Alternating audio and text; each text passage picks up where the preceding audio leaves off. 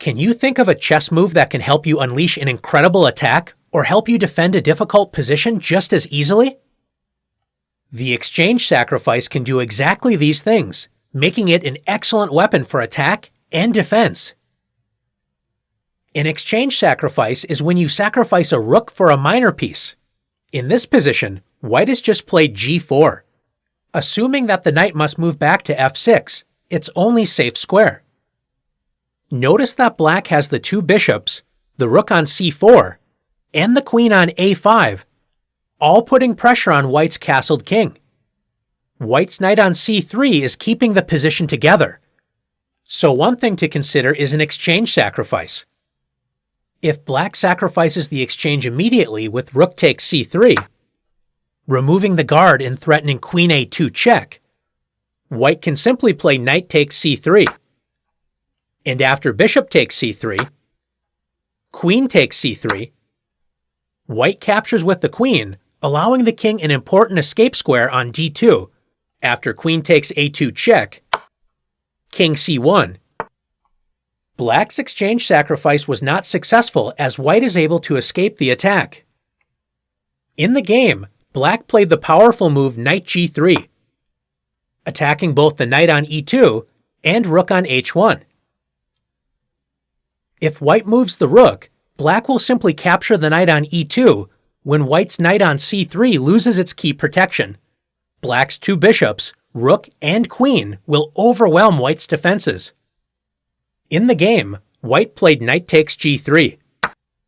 White's knight on c3 has lost its key defender, the other knight, so black destroys white's defenses with the exchange sacrifice, rook takes c3. This is the easiest type of exchange sacrifice to play. White cannot accept the sacrifice because after b takes c3, black will deliver checkmate after queen takes a2 check, followed by queen a1, checkmate. Black has already regained the sacrifice material and has an overwhelming attack. Black won the game quickly. Let's take a look at another example of the exchange sacrifice. In this position, Grandmaster Jan Timman just played f6, attacking white's knight. Grandmaster Ulf Andersson, playing the white pieces, ignores this threat and unleashes a powerful positional exchange sacrifice with rook takes b5. After the captures bishop takes b5, rook takes b5, f takes e5, and rook takes a5, let's take a look at this position. White sacrificed a rook for a knight and a pawn. Why would white do this?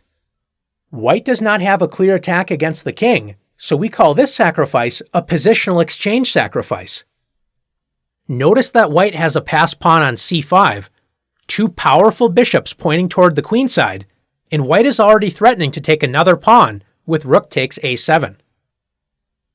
Black, on the other hand, has all of his pieces on the back rank and is very passive. White has an overwhelming positional advantage.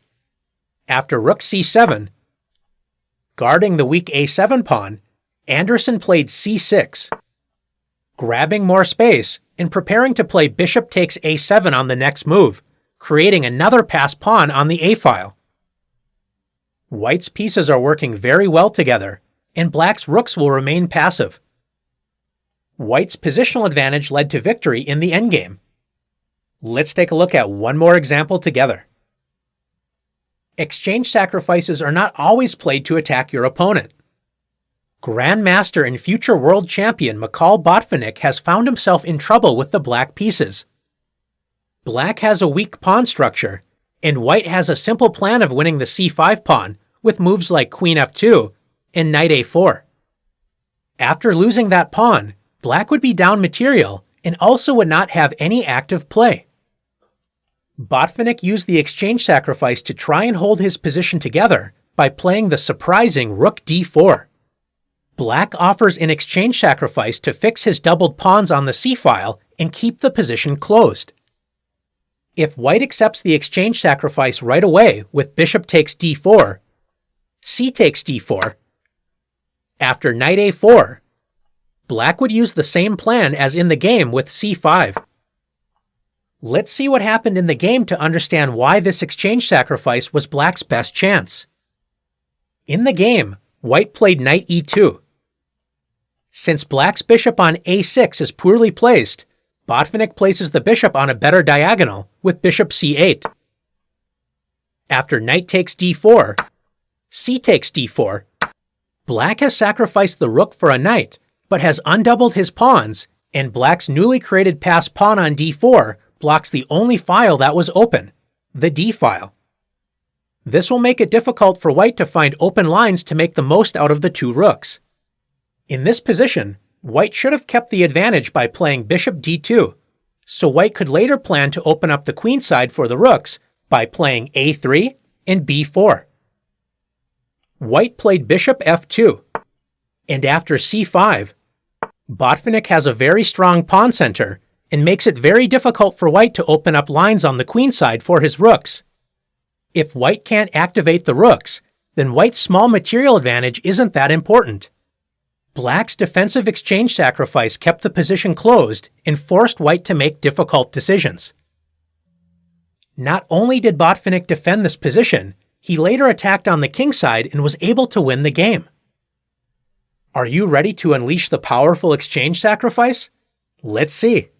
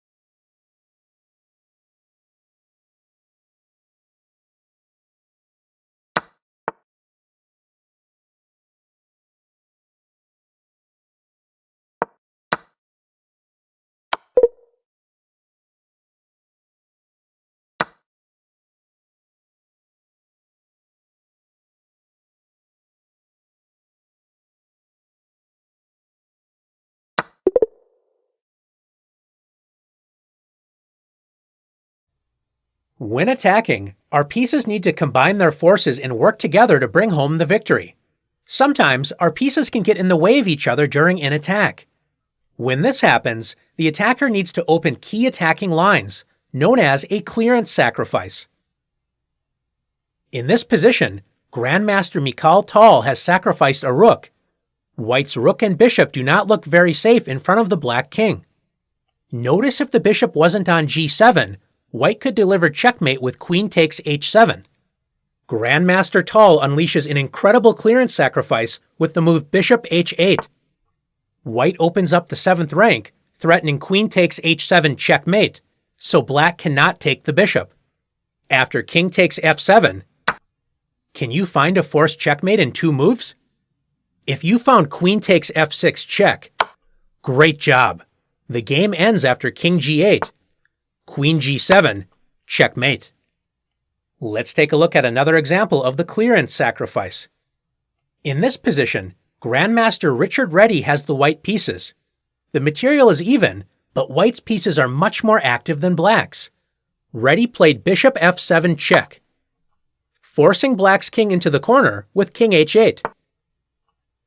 Black's king is now stuck on the back rank, and Reddy now plays a clearance tactic that opens up the power of the queen and rook on the f-file. Can you find the move? Reddy played the clever move bishop e8. The bishop clears the f-file for attack, and also interferes with the defense of the black bishop on the back rank. In the game, Reddy's opponent resigned. If black captures the bishop with rook takes e8, White has the winning queen sacrifice, queen takes f8 check. And after rook takes f8, rook takes f8, checkmate.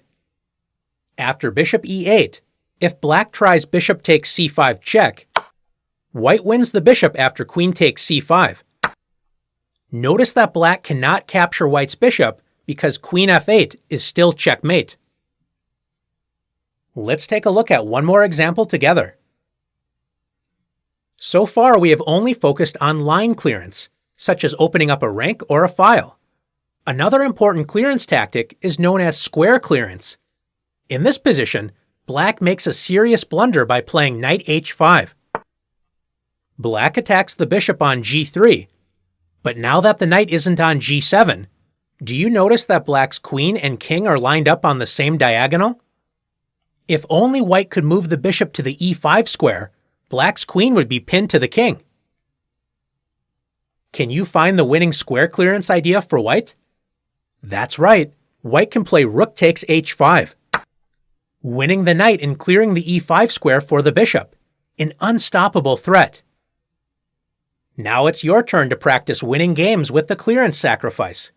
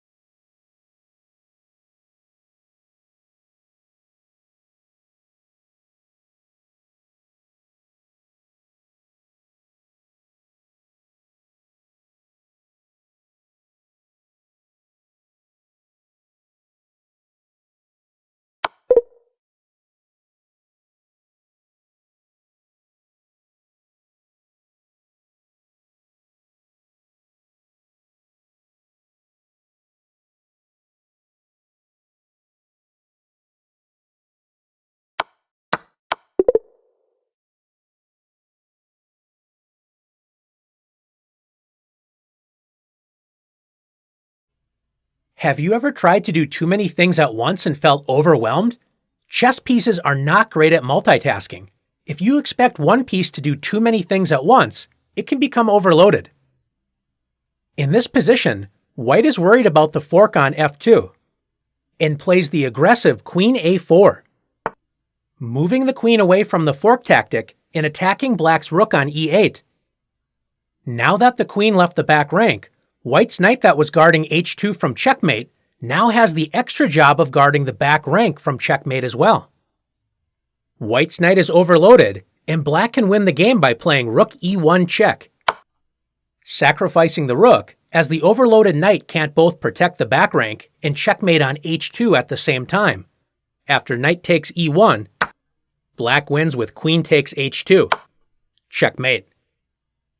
After queen a4, Black can also take advantage of the overworked knight by first playing queen takes h2 check, forcing the knight to capture the queen with knight takes h2, opening up White's vulnerable back rank. Black forces checkmate after rook e1 check, knight f1, rook takes f1, checkmate. Let's take a look at another example of the overloaded piece. In this position, White's king is in danger. White's rook on g1 is guarding the g2 square from checkmate. As White's rook is the only piece actively guarding the king, Grandmaster Friedrich Olafsson, playing with the black pieces, finds a spectacular combination to overload the white rook, beginning with the queen sacrifice, queen g2 check. In the game, White resigned because the rook is overloaded. It can't both protect the g2 square and the back rank at the same time. After rook takes g2, knight f3 check, Black forces checkmate after king h1, rook d1 check, rook g1, and rook takes g1, checkmate. Let's take a look at one more example together. In this position, Cuban Grandmaster Jose Raul Capablanca has the white pieces. Black's queen on f8 is guarding the weak back rank as well as the g7 square. Capablanca takes advantage of the overloaded queen by playing the stunning queen sacrifice, queen takes g7 check. White's opponent, Grandmaster Spielmann, resigned. The queen sacrifice destroys the king's protection on the long dark square diagonal after queen takes g7, rook e8 check.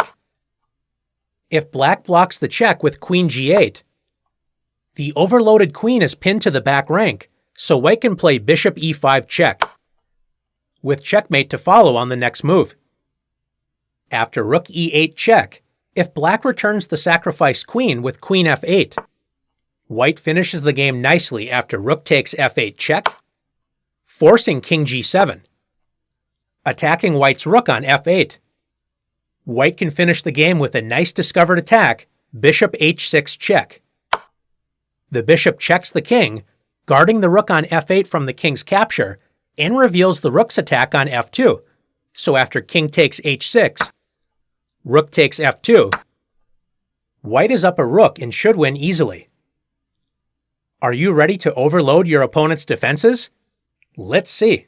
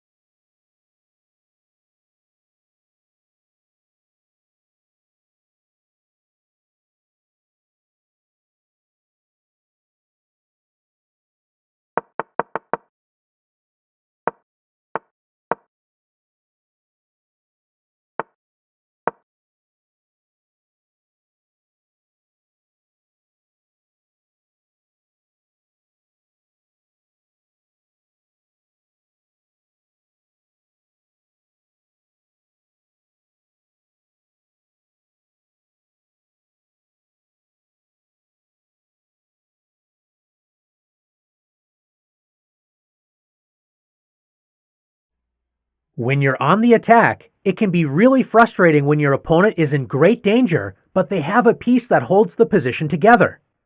Removing that guard can be a quick way to victory, but what if you can't use that tactic? Another way to break down the defense is with a tactic known as interference. Interference is a move that blocks a critical square, disconnecting the defense. In this position, White's queen and bishop are lined up on the b1 to h7 diagonal, pointing directly at Black's king. Black just played the queen to h4, guarding the h7 square and threatening checkmate on h1 on the next turn. White would love to block the queen's protection of the h7 square, but how can White do that? White plays the interference tactic rook h6 check. White sacrifices the rook to interfere with the queen's defense. If g takes h6, White delivers checkmate with queen h7. Since moving the king loses the queen for nothing, Black is forced to give up the queen for the rook after queen takes h6. G takes h6. When White's material advantage and attack against Black's king will be too much to handle. Let's take a look at some more examples of interference. In this position, future world champion Anatoly Karpov has the white pieces. White is down 2 pawns, and Black's queen is threatening the knight on e2. Black's king looks a little weak on f8, but how can White attack it? Karpov found a great interference tactic with rook f5. The rook interferes with the queen's defense of the f7 square, so White is threatening checkmate. Notice that Black cannot capture the rook with e takes f5 because that opens up the bishop's attack on f7, allowing queen takes f7, checkmate. Karpov's opponent found the best option in a very bad position by sacrificing the queen with queen takes b3 check, a takes b3, e takes f5, and after knight f4, attacking Black's knight. Notice Black's knight cannot leave the g6 square, or else White will skewer the king and rook with queen h8 check. Karpov soon converted this position to victory. Let's take a look at one more example together. In this position, Black is putting White under tremendous pressure. Black has checkmate ideas such as queen g1 and queen g2. But notice that both of these threats are guarded by White's bishop on d5 and rook on e1. Can you find a way to interfere with White's defenses and set up a checkmate attack? If you found the incredible bishop e4, excellent work. Black moves the bishop to a square that can be captured by 3 of White's pieces, but surprisingly, there isn't a single defense that can prevent checkmate on the next turn. Black is now threatening queen takes g2 and queen takes e1 checkmate. If White plays bishop takes e4, queen takes e1 is checkmate. If White captures the bishop with a rook, Black plays checkmate on g2. Finally, if White tries to protect the g2 square and the rook on e1 by playing rook g1, Black delivers checkmate with queen takes g1. Checkmate. Are you ready to use the interference tactic to destroy your opponent's defenses? Let's go to the challenges.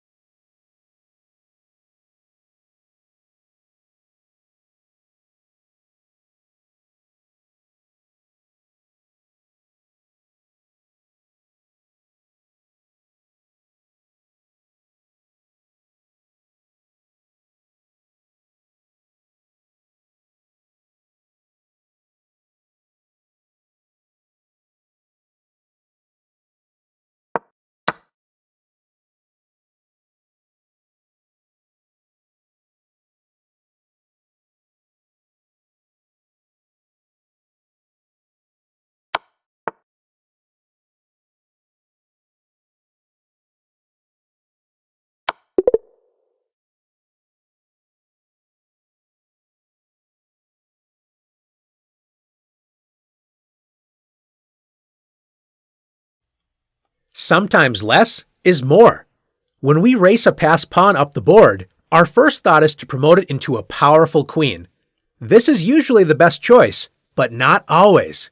In this position, with white to move, if white automatically plays f8 equals queen, black does not have a legal move to play, but black's king is not in check. White has stumbled into a stalemate. If white doesn't promote the pawn, black will simply play king g7 and capture it on the next turn. What is white to do? In this position, less is more. Just because you can promote the pawn into a queen, it doesn't mean you should.